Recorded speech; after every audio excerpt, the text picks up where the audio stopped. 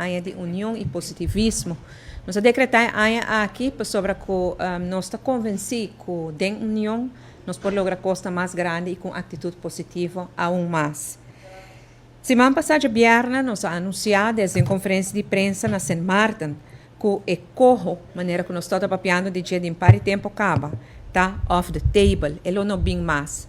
Por certo, logro grande, danke na união que Aruba Corsou e St. Martin a demonstrar aqui não. Corro está guardo reemplaçar por onderlinge regeling. E onderlinge regeling aqui um arreglo que respeitar a posição autônoma de nosso país.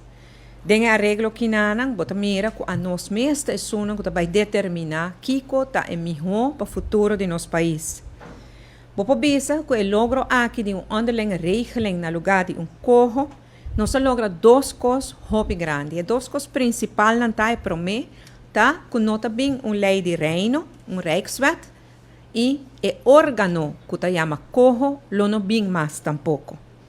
Pero promete que nos vai ter a diferença aqui, o logro grande aqui. Me dizer que é importante para nos dar step atrás e para piorar o Kiko ta corro. É a história de como nós chega caminho que nós está agora aqui. E me também back agora na março 2020, 3 de março 2020, ora promete caso de Covid abate na nossa porta. E nós realizar o momento que acaba que o mundo financeiro está cerrando sua porta para a fiança para Aruba. E essa aqui é o resultado também de verdade. O efeito devastador de Covid para Aruba já é tempo que acaba a guardo ressaltar e me sabia que maneira que a IMF me põe Aruba todo um país mais fortemente afetado durante a pandemia devido à dependência grande de turismo. E a única alternativa que nós estamos tendo tempo é que arresta nós, estamos para bater na porta de Holanda para pedir para ajudar nós com sustento de liquidez.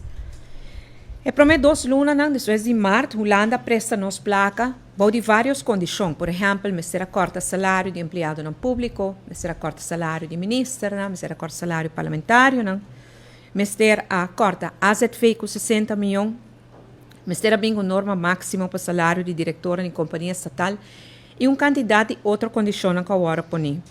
Nós não temos outra alternativa que aceitar. Para sobra no momento, ainda nós temos o Ministério de Placa para nos ajudar o setor privado, para evitar que a companhia bate bancarrota, ajuda o setor privado para manter a gente no serviço e pagar mais que a parte do salário.